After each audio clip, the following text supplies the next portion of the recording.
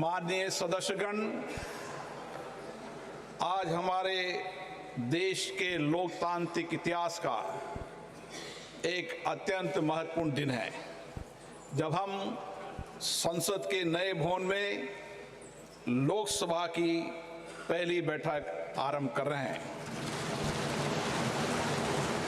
हमारा सौभाग्य है कि हमें संसद के पुराने और नए दोनों भवनों में अपने संसदीय दायित्वों के सम्यक निर्वहन का अवसर मिला।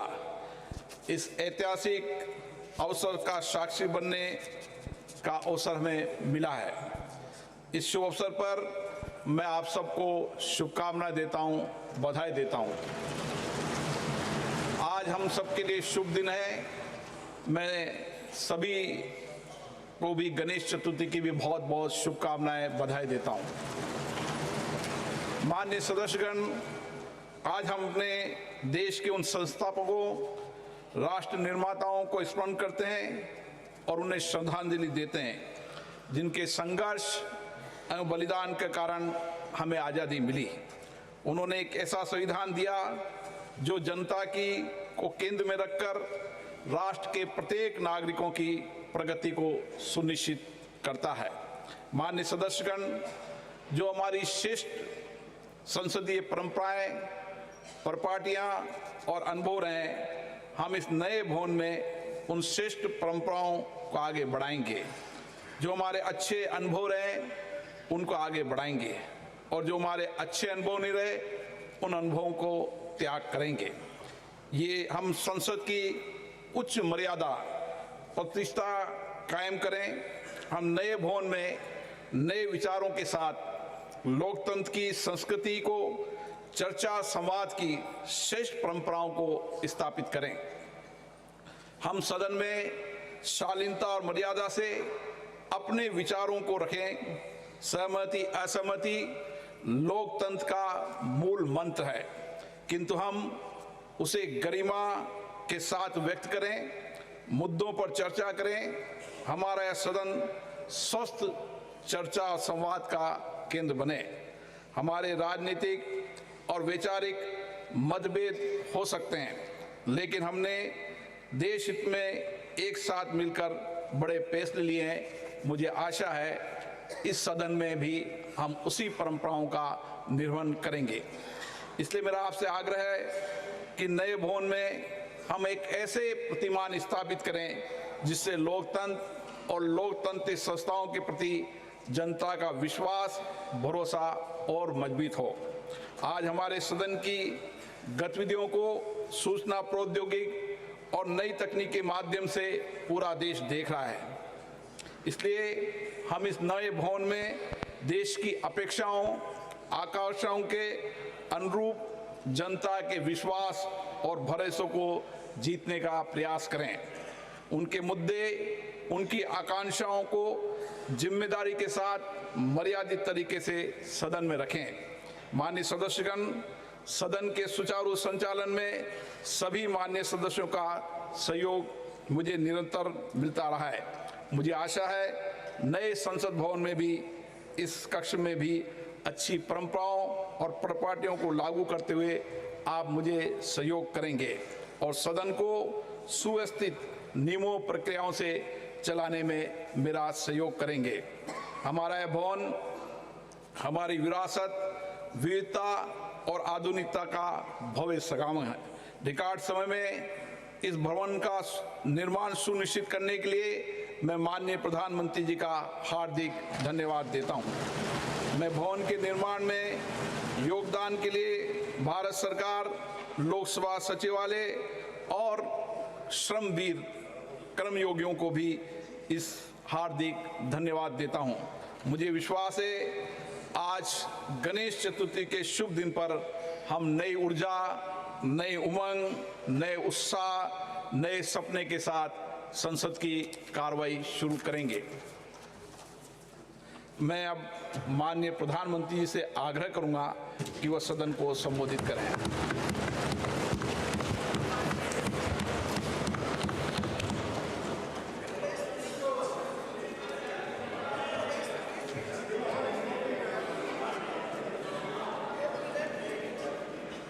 आदरणीय अध्यक्ष जी,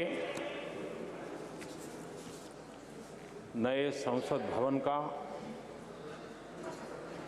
ये प्रथम और ऐतिहासिक सत्र है। मैं सभी माननीय सांसदों को और सभी देशवासियों को बहुत बहुत शुभकामनाएं देता हूं। आदरणीय अध्यक्ष जी, आज प्रथम दिवस के प्रथम सत्र में नए सदन में आपने मुझे बात रखने के लिए अवसर दिया है, इसलिए मैं आपका बहुत बहुत आभार व्यक्त करता हूं। इस नए संसद भवन में मैं आप सभी माननीय सांसदों का भी हृदय से स्वागत करता हूं। ये अवसर कई मायनों में अभूतपूर्व है। आजादी के अमृत काल का ये उषा काल है और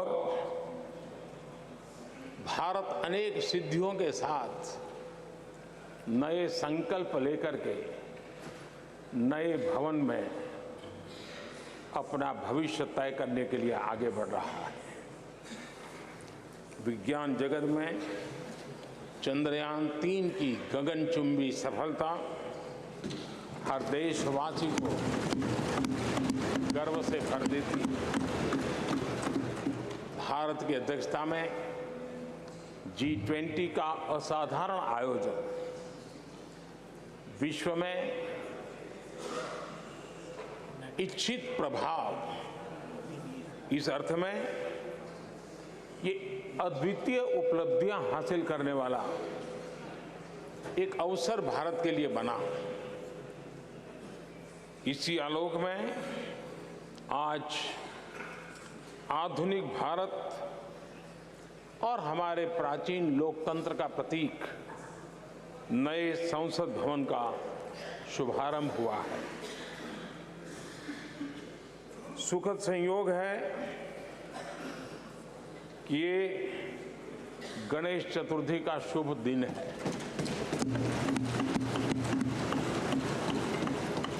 गणेश जी शुभता और सिद्धि के देवता है। गणेश जी विवेक और ज्ञान के भी देवता है। इस पावन दिवस पर हमारा ये शुभारंभ संकल्प से सिद्धि की ओर एक नए विश्वास के साथ यात्रा को आरंभ करने का है।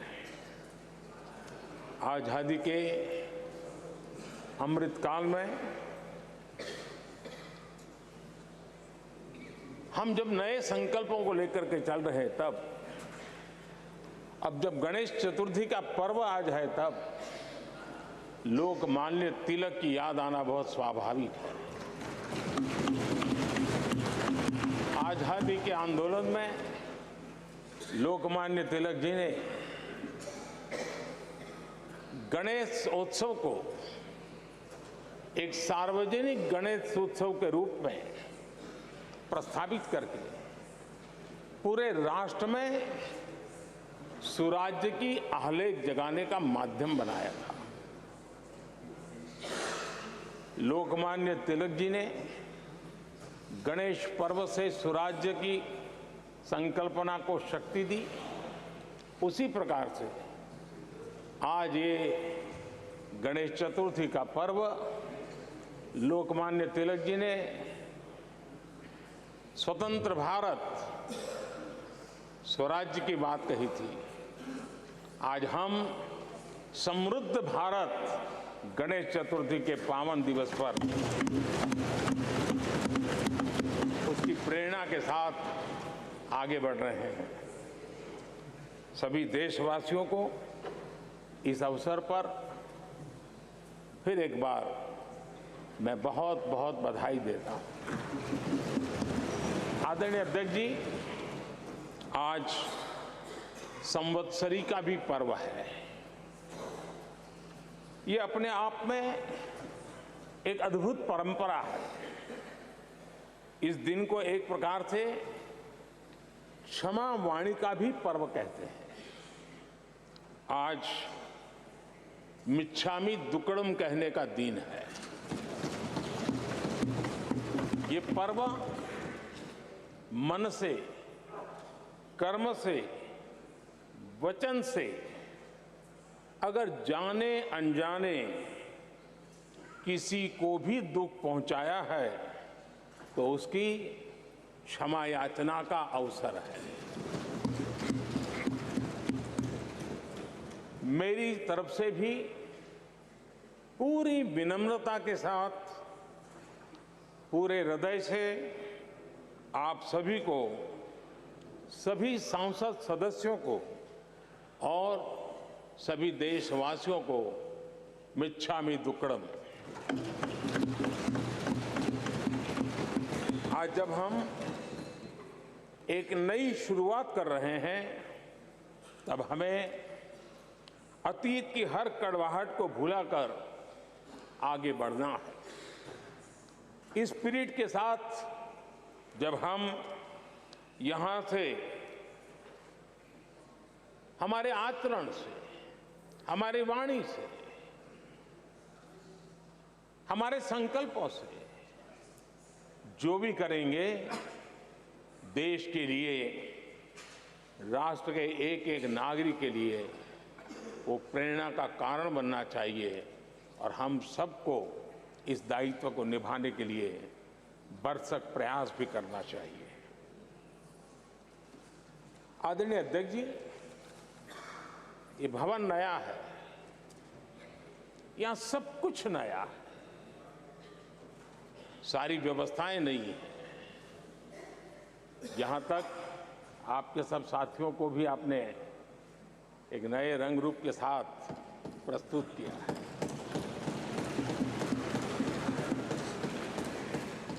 सब कुछ नया है, लेकिन यहां पर कल और आज को जोड़ती हुई एक बहुत बड़ी विरासत का प्रतीक भी मौजूद है। वो नया नहीं है, वो पुराना है और वो आजादी की पहली किरण का स्वयं साक्षी रहा है, जो आज अभी हमारे बीच उपस्थित है। वो हमारे समृद्ध इतिहास को जोड़ता है और जब आज हम नए सदन में प्रवेश कर रहे हैं, संसदीय लोकतंत्र का जब ये नया गृह प्रवेश हो रहा है, तो यहां पर आजादी की पहली किरण का साक्षी, जो आने वाली पीढ़ियों को भी प्रेरणा देने वाला है, वैसा पवित्र सेंगोल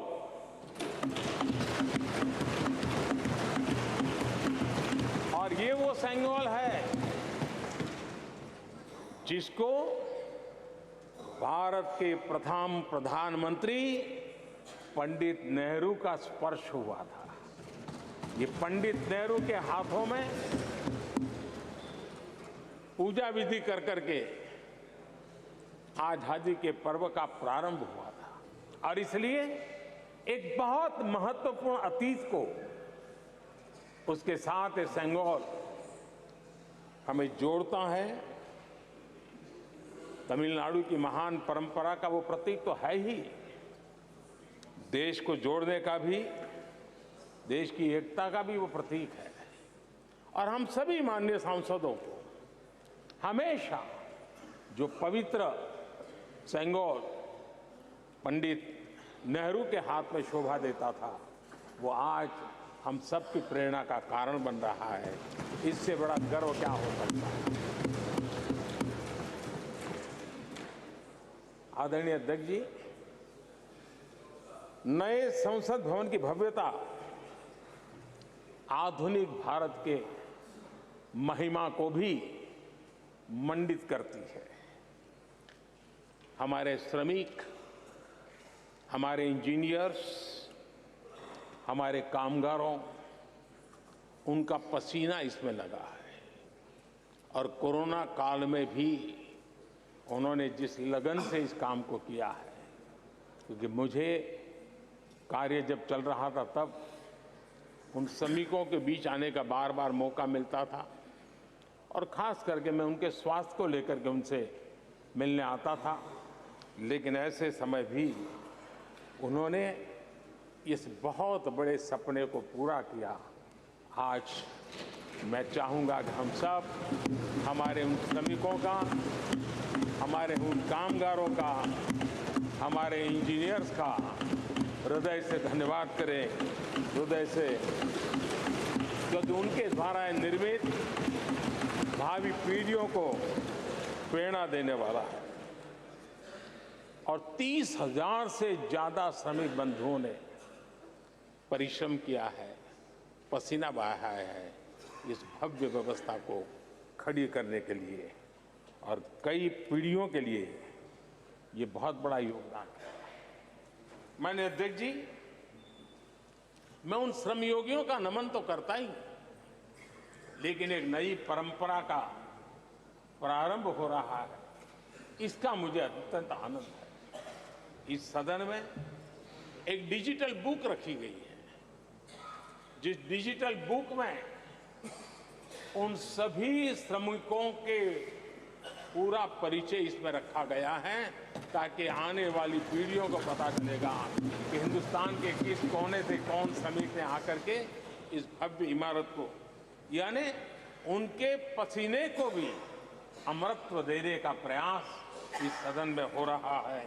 ये एक नई शुरुआत है, शुभ शुरुआत है और हम सब के लिए गर्व की शुरुआत है। मैं इस अवसर पर 140 करोड़ देशवासियों की तरफ से, मैं इस अवसर पर लोकतंत्र की महान परंपरा की तरफ से हमारे इन श्रमिकों का अभिनंदन करता हूं। आदरणीय अध्यक्ष जी, हमारे यहां कहा जाता है यत् भावो तद् भवति, और इसलिए हमारा भाव जैसा होता है वैसे ही कुछ घटित होता है।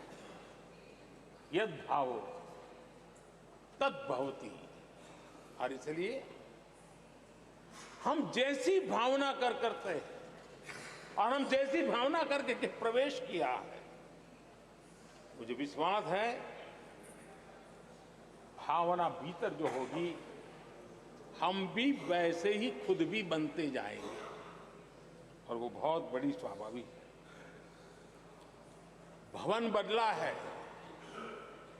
मैं चाहूंगा भाव भी बदलना चाहिए, भावना भी बदलनी चाहिए।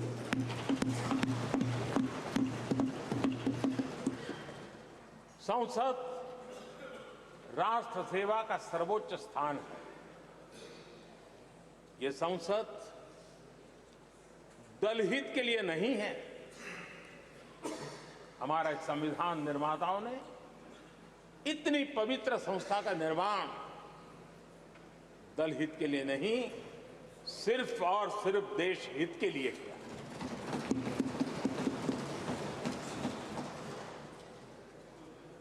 नए भवन में हम सभी अपने वाणी से, विचार से, आचार से संविधान के जो स्पिरिट है उन मानदंडों को लेकर के, नए संकल्पों के अनुसार नई भाव को लेकर के, नई भावना को लेकर के, मैं आशा करता हूं अध्यक्ष जी, आप कल भी कह रहे थे, आज भी कह रहे थे, कभी स्पष्ट कह रहे थे, कभी थोड़ा लपेट कर भी कह रहे थे, हम सांसदों के व्यवहार के संबंध में मैं मेरी तरफ से आपको आश्वासन देता हूं कि हमारा पूरा प्रयास रहेगा और मैं चाहूंगा कि सदन के नेता के नाते हम सभी सांसद आपकी आशा अपेक्षा में खरे उतरें, हम अनुशासन का पालन करें देश हमें देखता है, आप जैसा दिशा निर्देश करें। लेकिन माननीय अध्यक्ष जी, अभी चुनाव तो दूर है और जितना समय हमारे पास बचा है इस पार्लियामेंट के, मैं पक्का मानता हूं कि यहां जो व्यवहार होगा ये निर्धारित करेगा कि कौन यहां बैठने के लिए व्यवहार करता है और कौन वहां बैठने के लिए व्यवहार करता है। जो वहां ही बैठे रहना चाहता है उसका व्यवहार क्या होगा, और जो यहां आकर के भविष्य में बैठना चाहता है उसका व्यवहार क्या होगा, इसका फर्क बिल्कुल आने वाले महीनों में देश देखेगा और उनके बर्ताव से पता चलेगा, ये मुझे पूरा विश्वास है। आदरणीय अध्यक्ष जी, हमारे यहां वेदों में कहा गया है, सम्यच्च सव्रता भूत्वा वाचम वदत भद्रया, अर्थात हम सब एक मत होकर, एक समान संकल्प लेकर कल्याणकारी सार्थक संवाद करें। यहां हमारे विचार अलग हो सकते हैं, विमर्श अलग हो सकते हैं, लेकिन हमारे संकल्प एकजुट ही होते हैं, एकजुट ही रहते हैं, और इसलिए हमें उसकी एकजुटता के लिए भी भरपूर प्रयास करता रहना चाहिए। आदरणीय अध्यक्ष जी, हमारी संसद ने राष्ट्रहित के तमाम बड़े अवसरों पर ही इसी भावना से काम किया है। न कोई इधर का है न उधर का है, सब कोई राष्ट्र के लिए करते रहे। मुझे आशा है कि इस नई शुरुआत के साथ इस संवादीय के वातावरण में और इस संसद के पूरे डिबेट में हम उस भावना को जितनी ज्यादा मजबूत करेंगे, हमारी आने वाली पीढ़ियों को अवश्य हम प्रेरणा देंगे। संसदीय परंपराओं की जो लक्ष्मण रेखा है, उन लक्ष्मण रेखा का पालन हम सबको करना चाहिए, और वो स्पीकर महोदय की अपेक्षा को हमें जरूर पूरा करने की कोशिश करनी चाहिए। आदरणीय अध्यक्ष जी, लोकतंत्र में राजनीति, नीति और शक्ति का इस्तेमाल ये समाज में प्रभावी बदलाव का एक बहुत बड़ा माध्यम होता है, और इसलिए स्पेस हो या स्पोर्ट्स हो, स्टार्टअप्स हो या सेल्फ हेल्प ग्रुप हो, हर क्षेत्र में दुनिया भारतीय महिलाओं की ताकत देख रही है। G20 की अध्यक्षता, विमेन लेड डेवलपमेंट की चर्चा, आज दुनिया इसका स्वागत कर रही है, स्वीकार कर रही है। दुनिया समझ रही है कि सिर्फ महिलाओं के विकास की बात इनफ नहीं है। हमें मानव जाति की विकास यात्रा में उस नए पड़ाव को अगर प्राप्त करना है, राष्ट्र के विकास यात्रा में हमने नई मंजिलों को पाना है, तो ये आवश्यक है कि विमेन लेड डेवलपमेंट को हम बल दें। और G20 में भारत की इस बात को विश्व ने स्वीकार किया है। महिला सशक्तिकरण की हमारी हर योजना ने महिला नेतृत्व करने की दिशा में बहुत सार्थक कदम उठाए हैं। आर्थिक समावेश को ध्यान में रखते हुए जनधन योजना शुरू की। 50 करोड़ लाभार्थियों में से भी अधिकतम महिला बैंक अकाउंट के धारक बनी है। ये अपने आप में बहुत बड़ा परिवर्तन भी है, नया विश्वास देता है। जब मुद्रा योजना रखी, ये देश गर्व कर सकता है कि उसमें बिना बैंक गारंटी 10 लाख रुपए की लोन देने की योजना, और उसका लाभ पूरे देश में सबसे ज्यादा महिलाओं ने उठाया। महिला एंटरप्रेन्योर का एक पूरा वातावरण देश में नजर आया। पीएम आवास योजना, पक्के घर, ये भी उसकी रजिस्ट्री ज्यादातर महिलाओं के नाम हुई, महिलाओं का मालिकाना हक बना। आदरणीय अध्यक्ष जी, हर देश की विकास यात्रा में ऐसे माइलस्टोन आते हैं जब वो गर्व से कहता है कि आज के दिन हम सब ने नया इतिहास रचा है। ऐसे कुल पल जीवन में प्राप्त होते हैं। और आदरणीय अध्यक्ष जी, नए सदन के प्रथम सत्र के प्रथम भाषण में मैं बड़े विश्वास और गर्व से कह रहा हूं कि आज की ये पल, आज का ये दिवस, संवत्सरी हो, गणेश चतुर्थी हो, उससे भी आशीर्वाद प्राप्त करते हुए इतिहास में नाम दर्ज करने वाला समय है।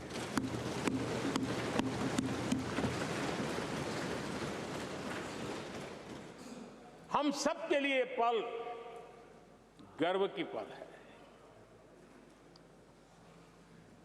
अनेक वर्षों से महिला आरक्षण के संबंध में बहुत चर्चाएं हुई हैं, बहुत वाद विवाद हुए हैं। महिला आरक्षण को लेकर संसद में पहले भी कुछ प्रयास हुए हैं। 1996 में इससे जुड़ा बिल पहली बार पेश हुआ था। अटल जी के कार्यकाल में कई बार महिला आरक्षण का बिल पेश किया गया, कई बार, लेकिन उसे पार कराने के लिए आंकड़े नहीं जुटा पाए और उसके कारण वो सपना अधूरा रह गया। महिलाओं को अधिकार देने का, महिलाओं की शक्ति का उपयोग करने का वो काम, शायद ईश्वर ने ऐसे कई पवित्र काम के लिए मुझे चुना है।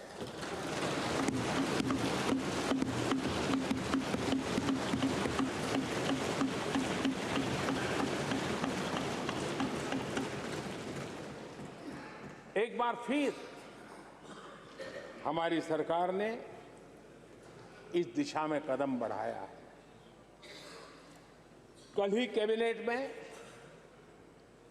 महिला आरक्षण वाला जो विधेयक है उसको मंजूरी दी गई है।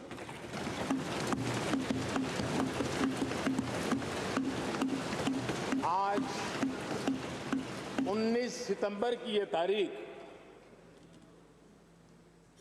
इसीलिए इतिहास में अमरत्व को प्राप्त करने जा रहे हैं। आज जब महिलाएं हर सेक्टर में तेजी से आगे बढ़ रही हैं, नेतृत्व कर रही है, तो बहुत आवश्यक है कि नीति निर्धारण में, पॉलिसी मेकिंग में हमारी माताएं, बहनें, हमारी नारी शक्ति अधिकतम योगदान दें, ज्यादा से ज्यादा योगदान दें। योगदान ही नहीं, वे महत्वपूर्ण भूमिका निभाएं। आज इस ऐतिहासिक मौके पर नए संसद भवन में सदन की पहली कार्यवाही के रूप में उस कार्यवाही के अवसर पर देश के इस नए बदलाव का आह्वान किया है और देश की नारी शक्ति के लिए सभी सांसद मिलकर के नए प्रवेश द्वार खोल दें, इसका आरंभ हम इस महत्वपूर्ण निर्णय से करने जा रहे हैं। विमेन लेड डेवलपमेंट के अपने संकल्प को आगे बढ़ाते हुए हमारी सरकार आज एक प्रमुख संविधान संशोधन विधेयक प्रस्तुत कर रही है। इस विधेयक का लक्ष्य लोकसभा और विधानसभाओं में महिलाओं की भागीदारी का विस्तार करने का है। नारी शक्ति वंदन अधिनियम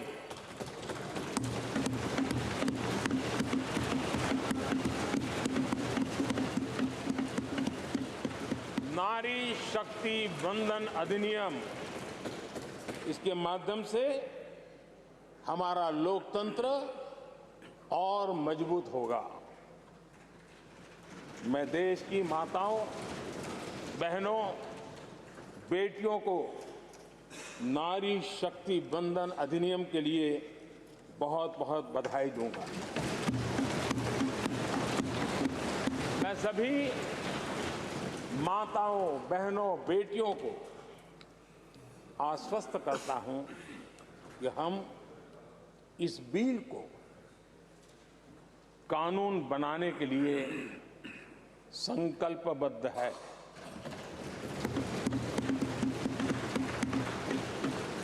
मैं इस सदन में सभी साथियों से आग्रहपूर्वक निवेदन करता हूं, आग्रह भी करता हूं, और जब एक पावन शुरुआत हो रही है, पावक विचार हमारे सामने आया है, तो सर्वसम्मति से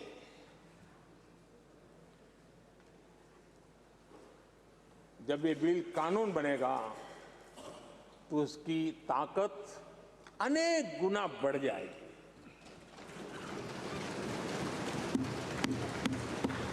और इसलिए मैं सभी माननीय सांसदों से, दोनों सदन के सभी माननीय सांसदों से इसे सर्वसम्मति से पारित करने के लिए प्रार्थना करते हुए आपका आभार व्यक्त करता हूं कि इस नए सदन के प्रथम सत्र में मुझे आपने मेरी भावनाओं को व्यक्त करने का अवसर दिया। बहुत बहुत धन्यवाद। श्री अधीर रंजन चौधरी जी।